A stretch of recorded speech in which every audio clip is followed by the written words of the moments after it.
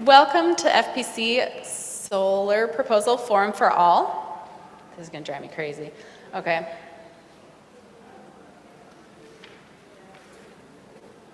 All right. Welcome. So you have heard 3-minute for missions now, the last 3 weeks, and now we're going to give a forum that is going to cover what a lot of you heard in that, and some more details. All right, so the Solar Committee was first initiated by Christy Johannick, and those of us who were interested joined, and we met several times over the last few months to develop this proposal. Members include Christy, Don, Bruce, Gil, Phil, Mark, myself, and Dale. All right, so like Gil told us a few weeks ago, sorry, I can't do this. She's getting feedback off her computer. Yeah. With the sound. You need to mute your computer. I have, unfortunately, and I don't know what else to do. It's the microphone. Turn off the computer microphone. Right, that is also off.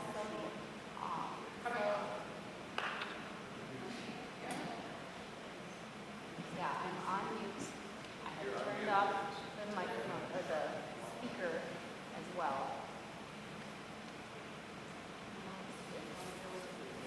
If I pull this over here, nod your head when it's time to, and then you don't hear it? Yeah, you can't hear it? Nope. Okay, I'll just live with it then. Okay. As long as it doesn't sound like echoey to everyone else. Otherwise, I can change screens for you. I'll be fine. Okay, so energy use at FPC. What we use in our building. There are 773 light bulbs, 2 water heaters, 4 refrigerators, 3 freezers.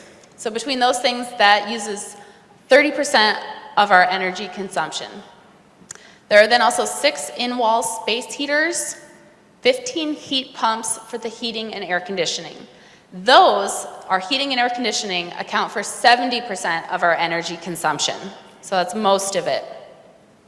So since it deals with heating and air conditioning, you can imagine that our energy consumption fluctuates during the year depending on the temperature outside. So here on the x-axis, we're looking at months of the year, right, starting back in October of 2021. And then on this side here, this is the temperature outside, right, so the weather. And then here are our kilowatt hours that we are consuming. So as the temperature drops in the winter and rises in the summer, you can see our energy consumption here in gray peaking in the winter and then bumping up for our air conditioning in the summer and then again peaking in the winter, right? So it fluctuates a lot. But our max, you can see from way up here, is around 45,000 kilowatt hours in a month, all the way down to about 5,000 kilowatt hours in a month. So it's hard to see trends over time when we have this fluctuating. So Gil nicely gave us a data smoothed version. So this is a 12-month rolling average. So again, on the x-axis, we have the months of the year smoothed over a 12-month rolling average. And you can see that from back in October of 2022 to November of 23, it is decreasing. So again, this is the amount of kilowatt hours we're using in a month. So we're going from on average 25,000 and we have dropped it down to under 20,000. And Gil told us a lot of this was due to the grounds committee doing a couple different things. So one was 2 new heat pumps got installed and switching a lot of lighting to LED. That's a continuing process. And a few other things like smart thermostat, things like that. So we're on our way to decreasing our energy consumption.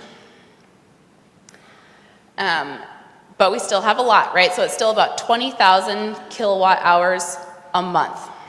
So compared to your standard home here in Wisconsin, which consumes about 700 kilowatt hours in a month, we consume a lot more.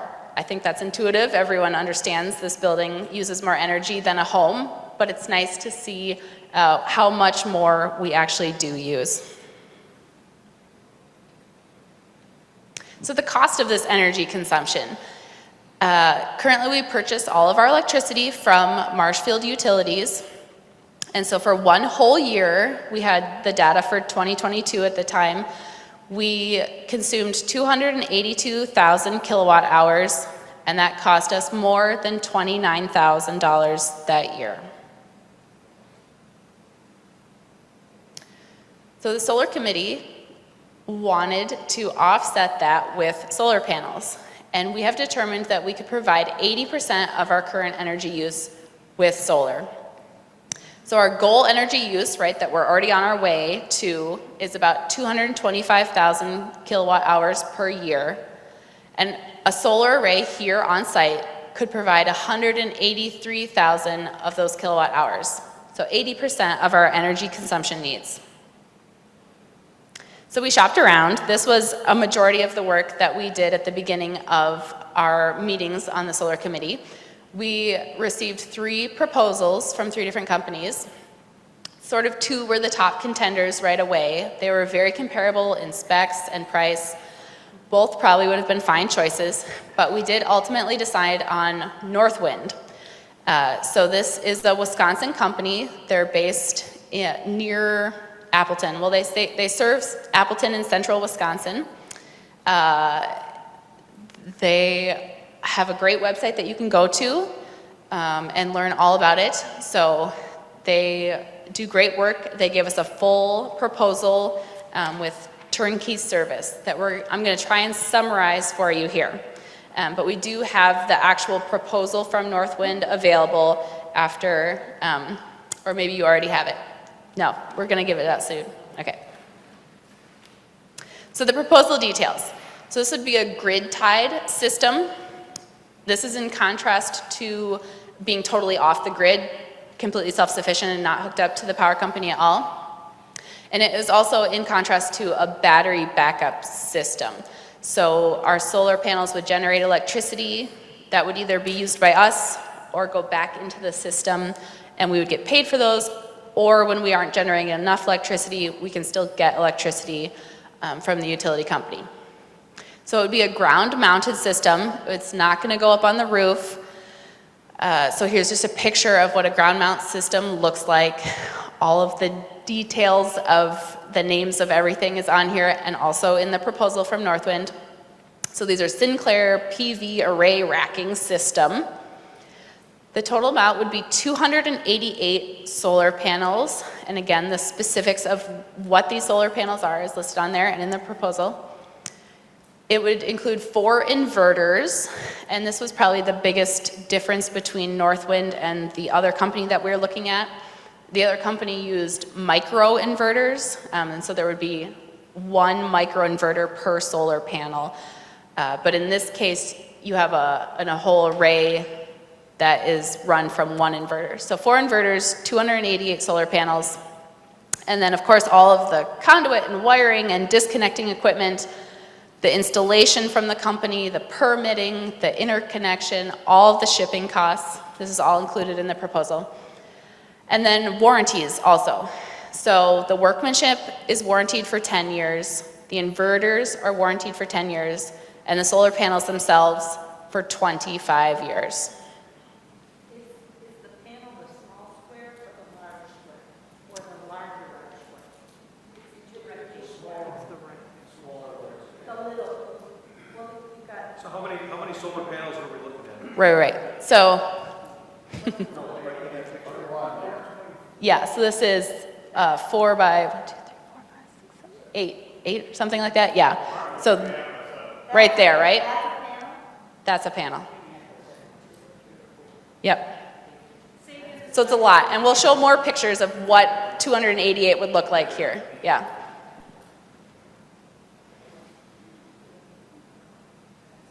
In fact, it's right here. Okay, so we're proposing on the southern border of the property.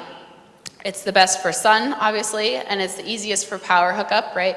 So we'd go right under the parking lot, straight there, I believe, right, Gil? Yep, so it's a direct shot.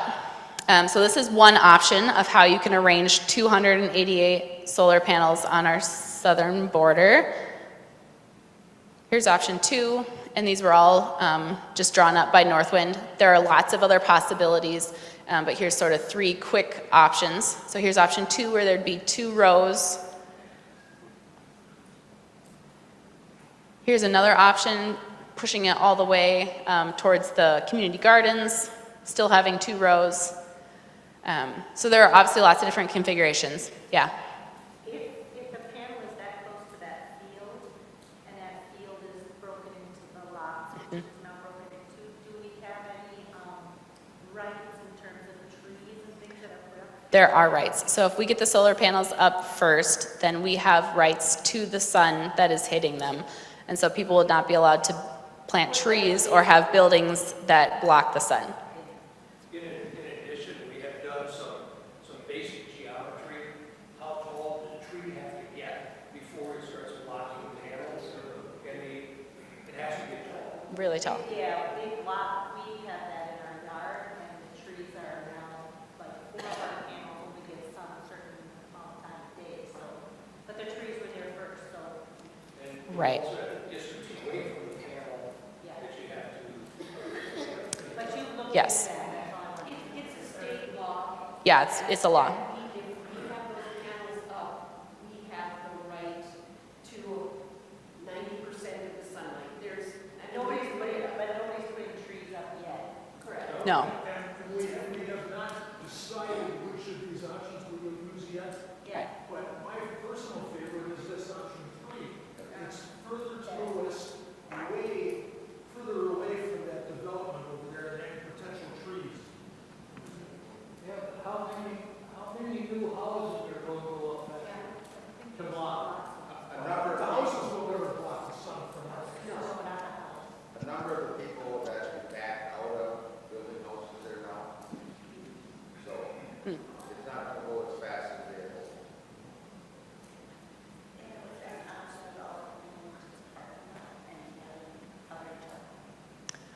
We did not consider that.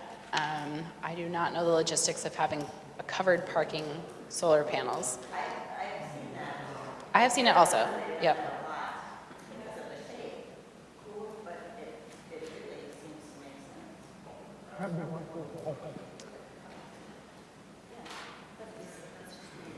I think it's still on. Oh, sure. Yeah, so certainly the location is still in the works. There's lots of different options that we could figure out, and we'll make sure that all these things have been thought about, and we have talked about this law and this property development that can happen here. And like you said, we've also done the geometry, and it would be a long, long time until a tree blocked these. Well, I'm not sure what the snow effect would be on it either. I don't know, I'm not familiar with the solar here in or Wisconsin. Yeah. Okay. All right. Okay, so this proposal from Northwind, their whole turnkey service, including everything that was on all the previous slides, comes in at an estimate of $312,800. But then, as Bruce talked about today during his Minute for Mission, there is a 30% federal tax credit.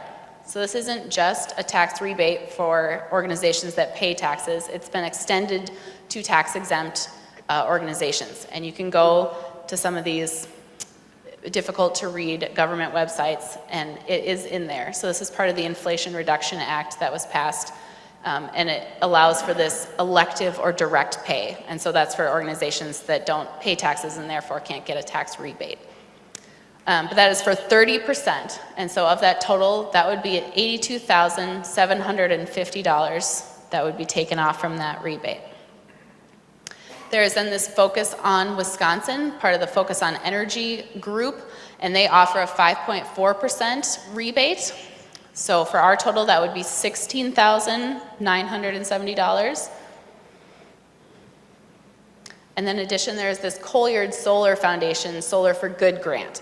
So this is a grant, so we'd have to apply for it, and then if granted, it would be for $20,000. And this is for nonprofits in Wisconsin, which is what we are.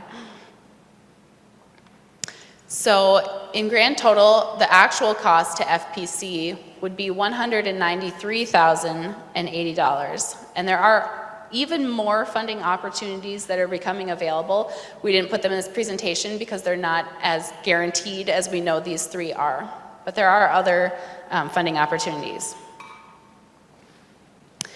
So the energy and money over the years. So this is an estimate of the amount of energy that we could generate from this system. And so you can see here it broken down by month. So in January, when there's less sunlight, you're making less energy. And then in the summertime, we have these higher values around 20,000 kilowatt hours in a month. So with that, there are three different scenarios of how energy production can happen. So number one here, the energy produced by these solar panels on site here would then be used by the building at that time. And that, of course, would be free. That's the free energy that we're generating. Number two, energy produced from our solar panels that we are not using then goes back into the grid, and then Marshfield Utilities would pay us for that.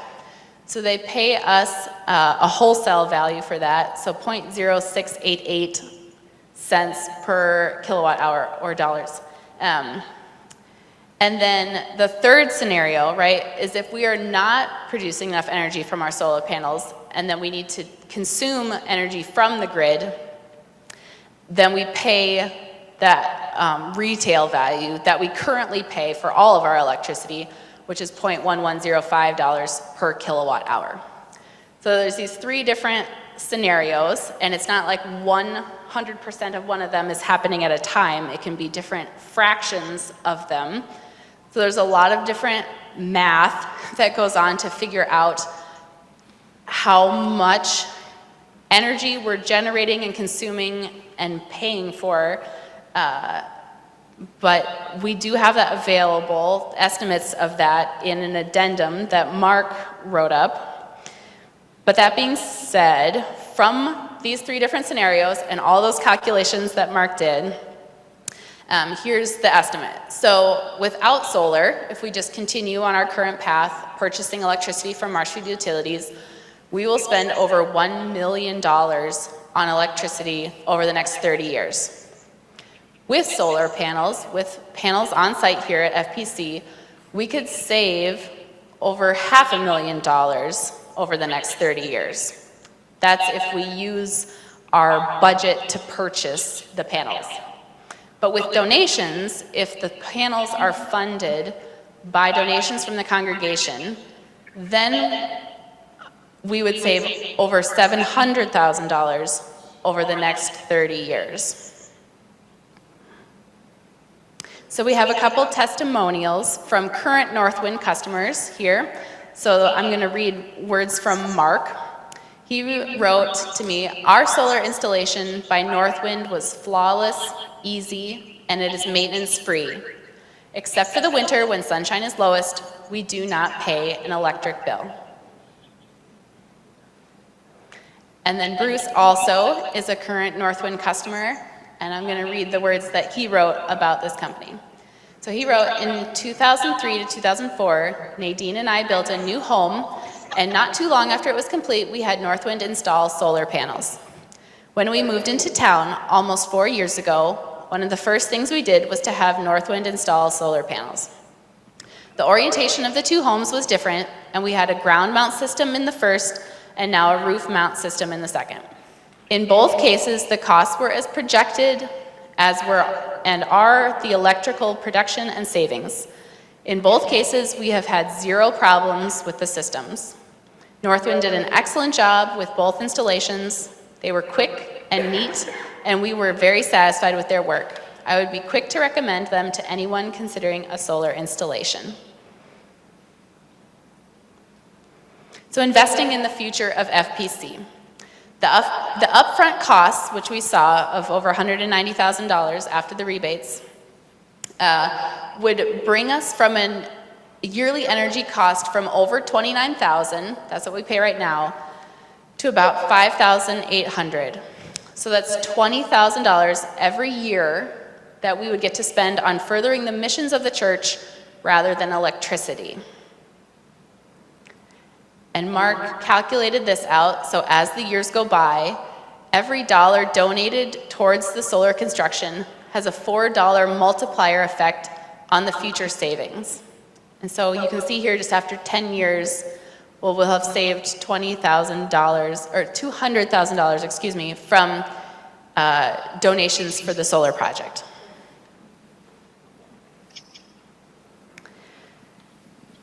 So this solar system is warranted for 25 years. All of our numbers that we've shown so far have been calculated for 30 years, because that's what they're expected to last for. And so that's what we get in the proposal from Northwind. But more and more data is out there, and there's a good website down here at the bottom that you can go to, that solar panels that are being installed currently are actually lasting for 50 years. So I put some pictures of kids in our congregation up here, because I think Jamie's so cute in the middle. But some of these kids over here are 10, I'm sure. So in 50 years, they'll be 60, and they'll be bringing their grandchildren here. And the solar panels will still be working and generating electricity. The two children on the left there, they're actually 60. They're playing 60-year-olds. Yes, exactly. Yes. Yes, when they are the actual age of the characters they are playing, the solar panels will still be working.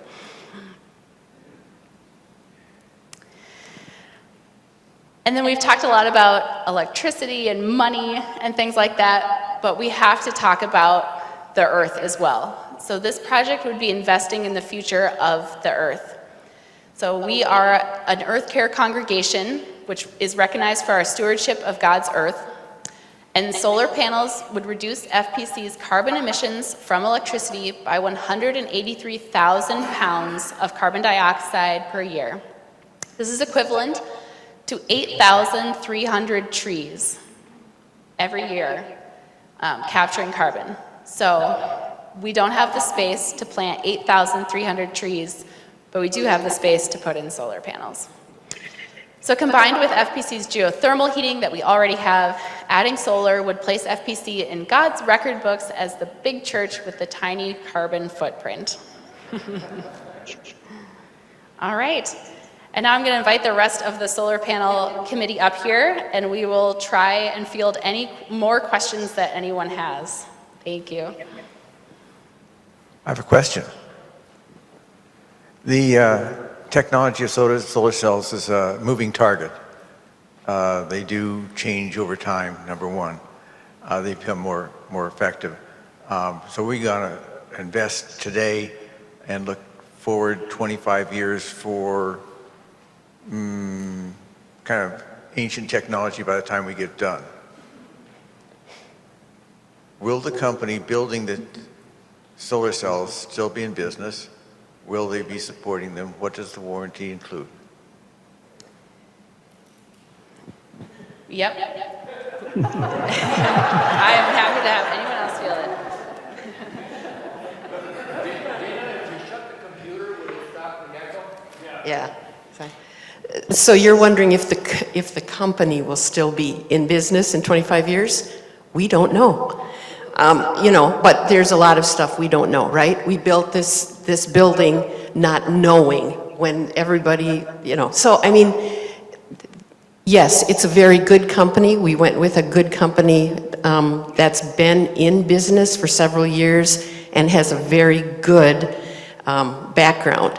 Do we know they'll be in business in 25 years? No. It is one of the wonderful unknowns that Dan just talked about in his sermon. But we believe they will be, and we chose a very solid company as far as that's concerned. Solar panels will still be working in 25 years. Yeah, they'll still be working. Sounds like an Isaac Asimov story that I'm thinking of.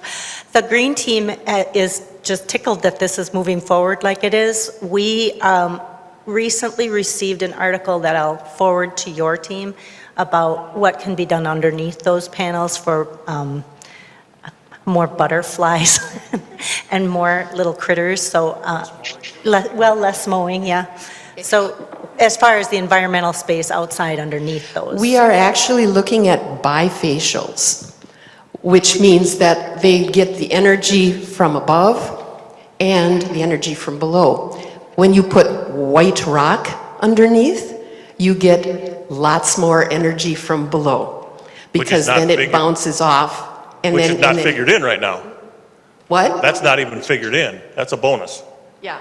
Right, and that's extra. So that's the, like the basic. Now, you know, if you guys have some other work that you're looking at and stuff, I think we're open to ideas, but that is one of the things we've already looked into, and the bifacials mean that we pump in that much more electricity from those same panels.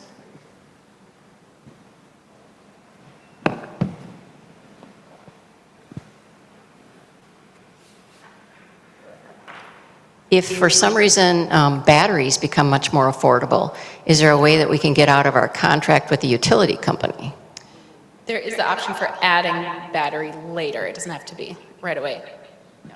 Yes, as we looked at the at the layout, right now, battery backup doesn't make a lot of sense for us because of the ROI. The return on investment on a battery pack is pretty light. However, it can be added in the future if things change. The other, or another consideration is that if we truly went off-grid, in other words, get out from underneath the power company altogether, it eliminates our ability to have backup if anything happened to our system. So from an initial consideration, we're suggesting that we don't want to go totally off-grid. That just doesn't make a lot of sense for us in this community at this time and given the costs. Does that make sense? I have a question, and maybe it was covered before, but obviously the mathematics is based on today's retail and wholesale prices and the contract that utilities is willing to sign.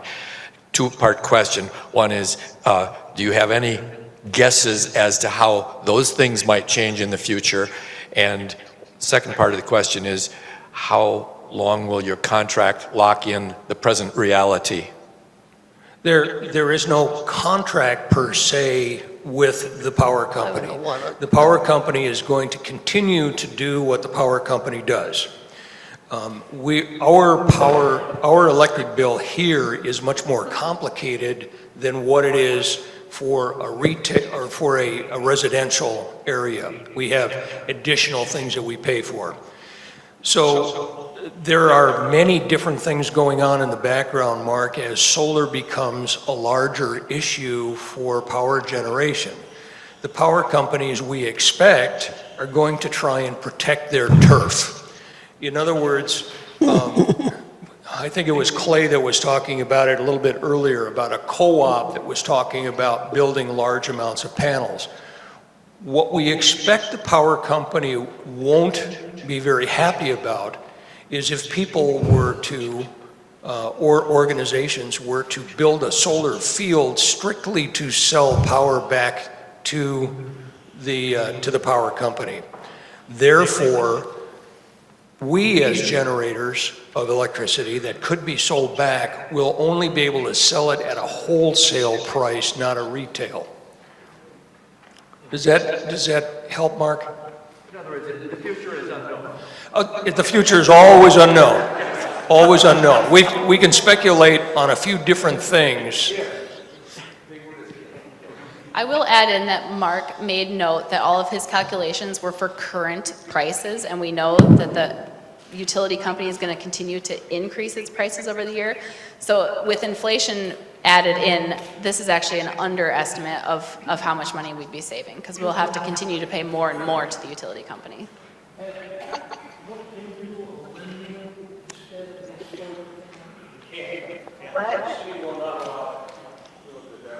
Yeah.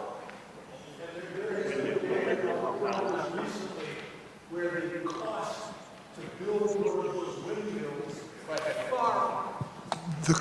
There's been data published recently where it says that the cost to build one of those windmills far outpaces the savings you get from the generated power.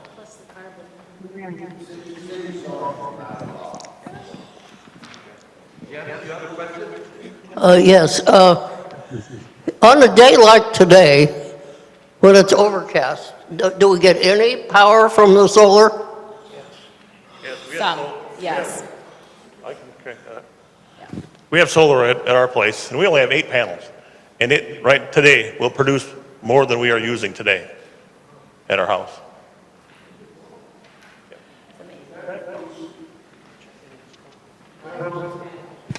It will produce also if those solar panels are covered with sunlight, or with snow also. They will continue to produce electricity. It reduces it, but, well, sure. It reduces it, but we will work on cleaning them too. Yeah. Question, how much is a solar panel? Okay. That's in that last handout. Roughly $675 a panel. So if somebody wants to put their name on a panel, $675 a panel. And that 675 is for the panel, the rack, and the connecting, yeah. And then, just checking for clarification, the church already, pretty much all our needs are met with electricity, right? There's nothing left that's burning fuel, I guess, for... Right. So if we flip the switch to solar, there's no other additional things that need to be built or converted. We're already there. Yeah. Is that 675 a panel for one-sided? Because you were talking about two-sided? Yeah, no, you get both. You get both. One panel. Excellent. Which, like she says, includes the racking, the system, the installation, everything. Do you want to talk about your financing sheet? That's after our rebates. Yeah, it sounds like there's some questions. I've just passed out this so you can, I'm real hard with bad with numbers, but I passed this one out with the little Earth Care congregation thing on it, that side. As she brought up before, it's $312. The incentives are $120,000. With the approximate cost, $193,000 approximate. We have 2 other things. One is there is not right now guidance being written by the federal government about adding a 10% adder for goods made in America. We have already talked to Northwind and are getting the panels that we are hoping to purchase are assembled in Georgia. The racking is made in Michigan, and they are getting as much American-made as possible, which, for the idea of getting things made in America is good, which would also add another 10% onto the amount that we could get a rebate for. That's another good thing. Another thing is the calculation for the payout is still not solid. If you've done Kohl's Cash, you know that first they take the Kohl's Cash off and then they give you your percent, right? Okay, but that's the way we have this written out. However, they may do it the other way, where you get the percent off the top and then you get to pay your Kohl's Cash. So we may be up to 93,600 if the less restrictive language is adopted. So just from a financial perspective, it can get better for us that way. So if we're talking about funding, one of the possibilities is the idea that you brought up, purchase a panel. I think we have $670 for the rack mounting, the panel, the bifacial panel, and the connections that support it. And if people wanted to purchase a panel, you can put your name on it or something like that. Right, or of several panels. And then, if all of those panels were purchased by congregation members, the 288, then the amount of money it would take for the balance of the system, shipping, labor, all of those other charges then would end up being able to be paid for by the extra incentives, the rebates, and the grants that we have. Okay, so that's just something that can happen. The Restoring Creation loan is available to us from the Presbyterian Church. I talked to Claire Lewis, who is the Vice President of Presbyterian Investment and Loan Program, and she said what she would suggest, just by hearing what I had brought up. I talked to her on the phone after not getting in touch with her other ways, and she would suggest that we apply for the loan. It's like a construction loan where you don't take the money out until you need it, because it is taking 18 months to 2 years to get the money back from the 30% federal payout. So there is money that would go out, and then we have to depend upon the federal government to get it back to us. So those loans and grants are available, but they're not available before we pay for the panels. We have to apply for them after it's been put in service. So that's a suggestion through the Presbyterian Church. A competitive rate for a construction loan right now is 4.9%.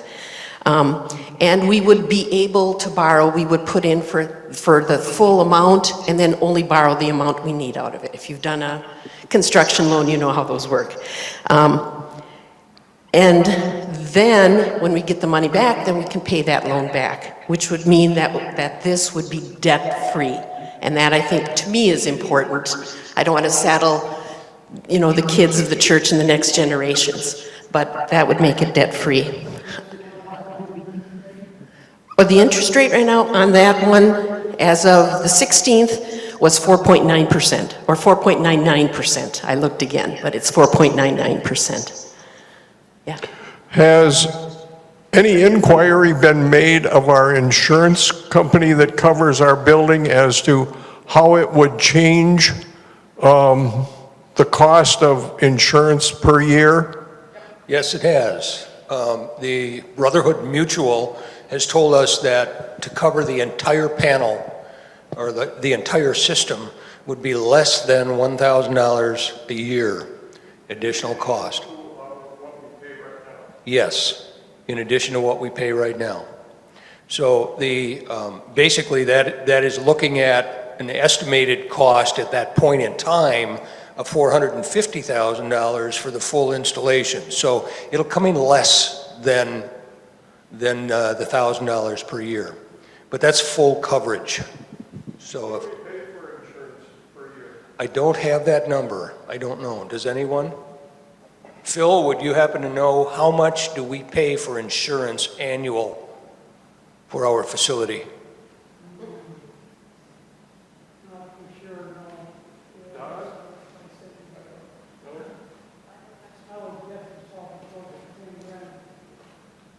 Did you hear that? He said he's guessing that it's awful close to 10,000. Is it? It should be in the annual report. Yeah, Bruce is going to go look. Yes, there is a monstrous umbrella in there. So we're very, very well covered. I'm not familiar with solar, but with the electric company, when the electric goes out and down, we would still be covered. We wouldn't go down. We'd have our own electricity. What?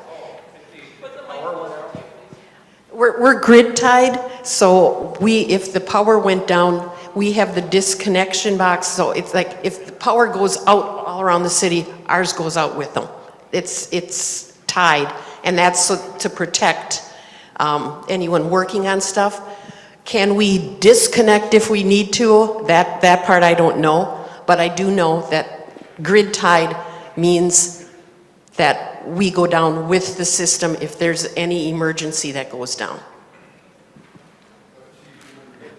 If the power goes out in this area and our solar panels are generating, we would benefit from the solar panels putting power into our system. So the only time that doesn't work, obviously, is at night, because we're not talking about having a battery backup system.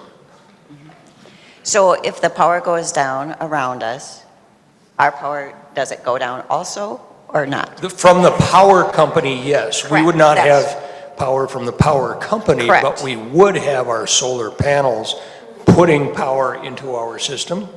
Well, no, okay, when your power goes down, everything shuts down, like from ours, because for safety for the linemen. and all Okay, that stuff. I see. So if ours would go down with everybody else's, and that's a safety issue for the people who work on the electricity. This is new to me. News to me. You know, it's a safety thing. And then if we wanted to do something else, then we can reconnect, but if it goes down, ours goes down. Again, it's just a safety. Because ours, right, is on the grid, and then, and so that if linemen are working on it, we'll have, power. There'd be a disconnect. Yeah, If we disconnected from, But it would all go down at once. yes. And then I disconnect, then we could do, yeah. We don't get instant power off the solar if we don't have electricity, the power went down. In other words, I think we have to look at it to get into any more detail on it. But I do know the safety issue part of it. That's good, I didn't know that. Thank you. How, I have a question about the incentives, rebates and grants. How politically secure is a 30% federal payout at this time? I mean, As what politically happens- what secure happens as if- anything else is in our country at this point in time, which is one reason that even though it says this is a program that you can do for 10 more years, the Renew grant is another thing. That's based on what the state says. Right, Okay. right. So better now than later, I guess, is what several of us feel like. It's secure as anything else Okay. is in government. Can it be changed? Right. It probably can. The reason I ask that is because we are approaching a presidential election this year, and if we would somehow change parties in power or government, and the IRA obviously is a institution of the government. I'm just wondering about, and we are not, and you said before that they won't pay us until after we've installed the system.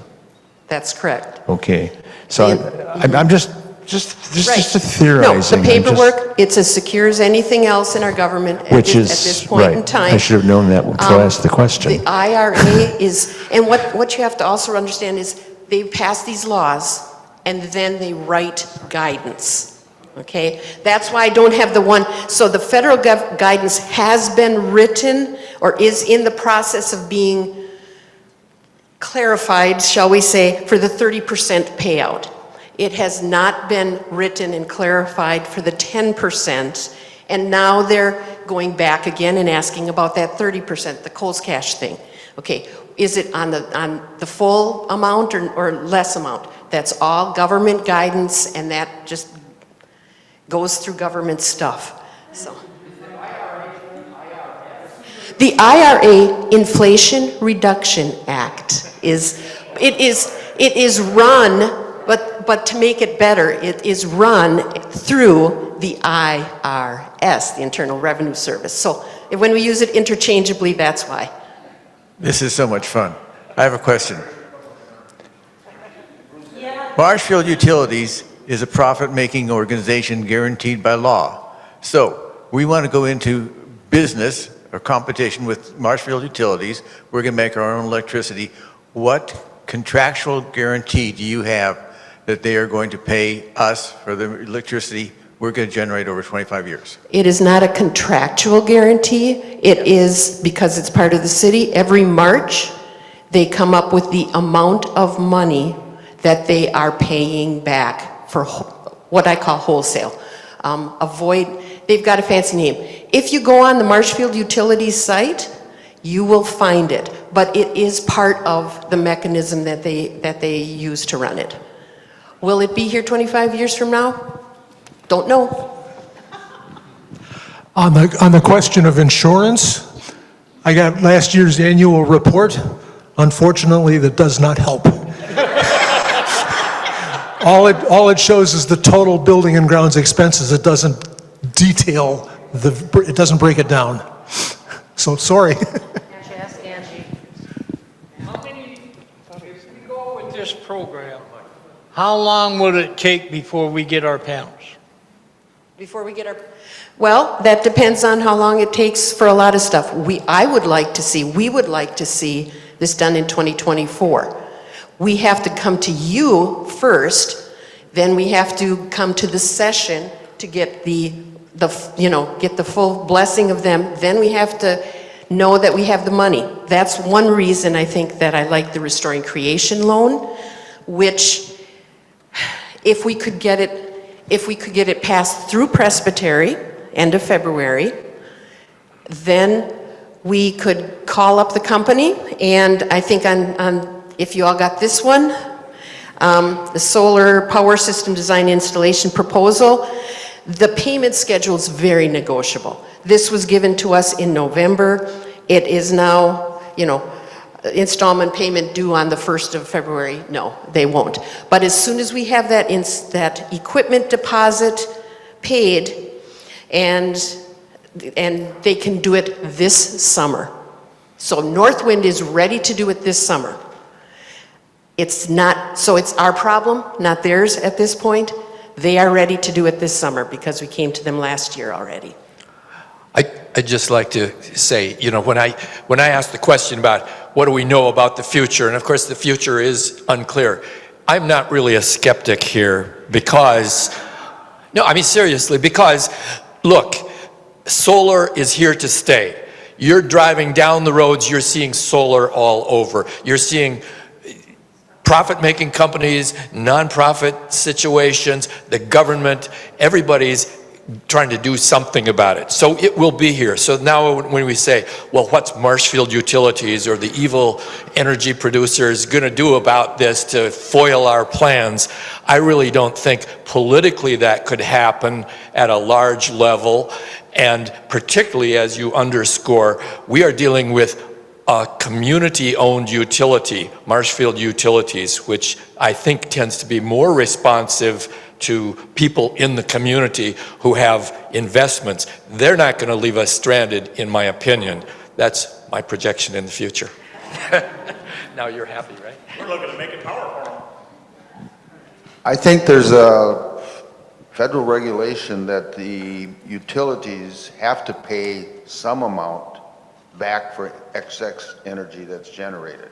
I don't think they can come in and not pay anything. I know my son has solar panels in his house in Excelsior, Minnesota. They get paid back at the same rate that they buy it from. So, but that's Minnesota, yeah. But I think there is, right, I think there's a state law that says they have to at a wholesale price.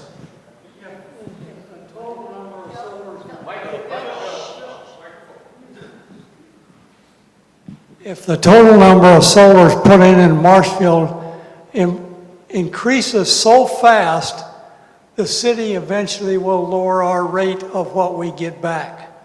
That will happen, because I know a city that's already did it. So, of that number where we're getting paid for what we sell back to them, if the city decides that, hey, we want to slow that down, they'll drop the lower price that we get. The other thing just to know, if you're not aware, is the city buys its electricity from Alliant Electric, so Alliant Energy. So, I'm not sure if anybody wants to get on the Marshfield Utilities Board about this, and keep us, actually, we do have a member on the board. So, but just to be aware, the city of Marshfield has to buy their electricity from somebody, which is, I think, where that avoided cost rate or the wholesale rate comes from. So yeah, they have to buy it from somebody. Why not buy it from us, I guess? Well, I'm thinking about, one of my sons already has an electric car, and he has to drive from Viroqua to Madison every week. He's stopping along the way to charge. So I would say that the electricity draw is going to be larger when everybody goes to the electric cars. I mean, you're with batteries, your gas and oil are going to go down, but your electric is going to go up. Your cost of your electric, I would think, would go up.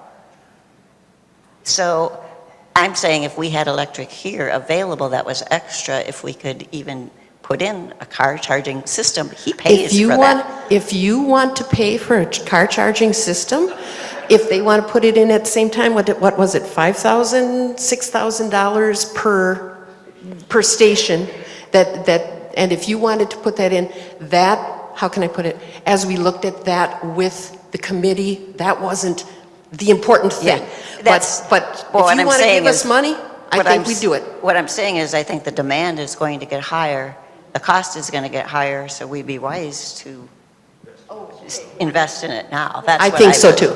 Yeah, okay. That's what I meant, not necessarily that we had a system. Okay.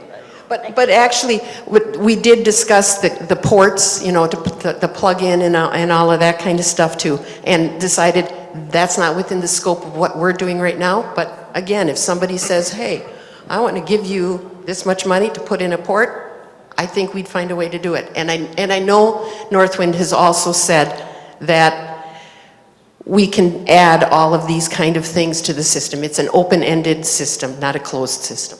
When do you want to go to the session and say that the congregation says? I will keep going to the session every month until they say yes or no. Next week, we have our annual meeting. And during the course of that meeting, we intend to do what's called a straw poll, just to talk to the congregation in general, find out where they stand. The objective of this whole thing was put to us by session. We've gone to session, actually, Christine did, and they came back to us and said, hey, before they're willing to even consider anything further, we need to have some serious discussions. So serious discussions are happening now. I think your next meeting, Patty, you're meeting in February 20th or something? Well, we've got one Tuesday. You got one Tuesday, but we're not ready for that yet. We're not ready to go forward with that. But yeah, in a February meeting, our target would be to have this thing wrapped by the end of February if possible. I think session could do whatever the session chooses to do when it comes to approvals, Bruce, but it's not going to change anything in terms of the timing. We're down to the point where we're talking about a 6-week total time frame between now and what we would consider our target decision point. We have had questions to us as far as why not put it on the roof. I'll tell you now, we have a better option on the land out there on the ground. The roof is not facing 100% to the south. We cannot get as many panels on the roof, so we get a lot better production on the ground out there, facing the exact direction and the exact pitch that is requested or required, that they recommended from the solar companies. Plus, we don't want to put more holes in the roof.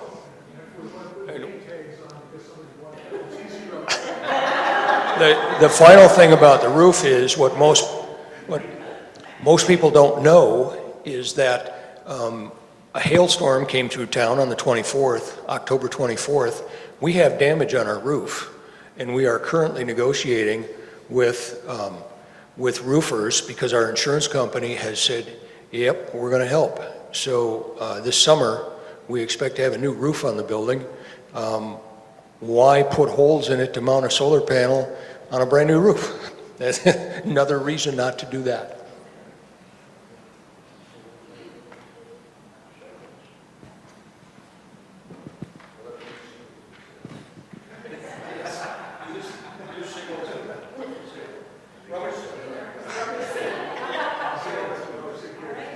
All right, my question is, I heard a little thing the question about if the power goes down and all that. Part of your answer was at night, not producing. So every day, are we buying electricity from, once it's all installed, if we don't have a battery backup, are we only getting power while the sun is creating that? And so every evening, we are pulling from the electric company, what is the cost benefit of why we wouldn't have just enough of a battery backup to cover us every evening? Not even like a huge battery backup, but just enough to cover us overnight. It's still expensive, because then you have to put in more stuff to make that battery work with it. And it's More so- infrastructure has to be put in so that you can use that battery. Plus, the city has to approve all of this, okay? The city will approve, we already kind of know that the city will approve, because we've talked to them about solar.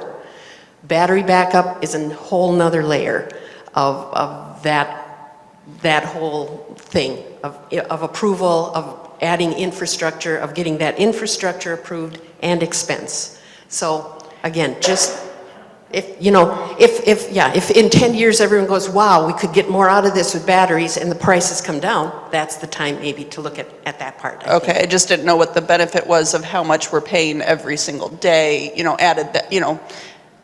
added all of that up compared to having a battery backup. At this point, batteries will double our cost or more. Part of the thing that makes planning the finances on this, or the payback, figuring out what the payback is exactly what you were talking about, Nicole. Because we are going to be selling power at 6.8 cents, and we're going to be spending 11 cents when we're using the power. So consider that during the daytime, when the sun is shining bright, we're generating power and selling it back. At some point in time, we're going to be selling back more than what we're going to use at night. And there's going to be other times when we're not generating enough. So all of that comes into play, and I think in the handouts that you have, Mark did a great job of putting together the mathematics behind all of this and the assumptions that make it work. But you'll see that still the net comes out to the point where we can reduce our power consumption by 80% or better by doing this.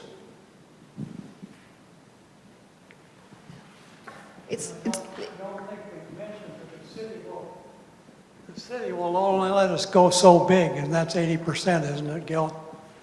It's between 71 and 80. No, the city's not gonna stop us from going bigger if we want to. That all comes down to the land. Okay. Our office is 20,000 kilowatt, I think it's 20,000 kilowatt hours, and then the deal changes, but you can still build more, as I understand it. But we're underneath that number, it's 200,000. 200,000 is what it is, that's right. 20,000 wouldn't be enough, so, yeah. Nicole, and also to your point, Nicole, the other thing is, if we build this now and then decide batteries have come down in price, this would be a good thing for us to do, we redo the whole thing again, we get 30% off again, because then it's a new project. If we do it before 2030 something. So the possibilities exist, but I think we kind of hit that comfort level, the level where we knew the city would say, yes, go ahead.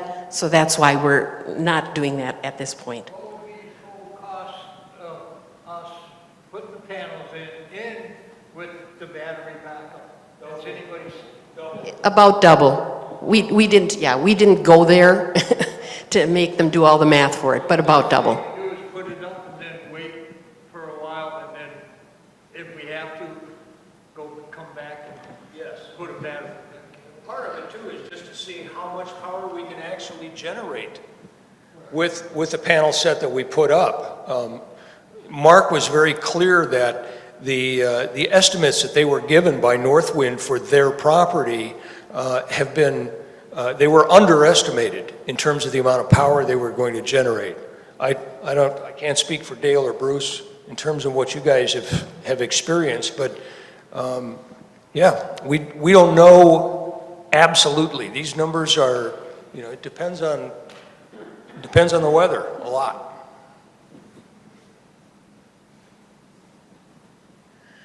I think that we've all been sitting here for an hour, and so if you have other questions, you've heard some of the folks talking, and you know who we are, if you have individual questions, and we can go ahead and let you go, and you can come and ask us questions now or at any time. So thank you, Dana. That was a wonderful presentation, and thank you. We just look for your vote at the annual meeting.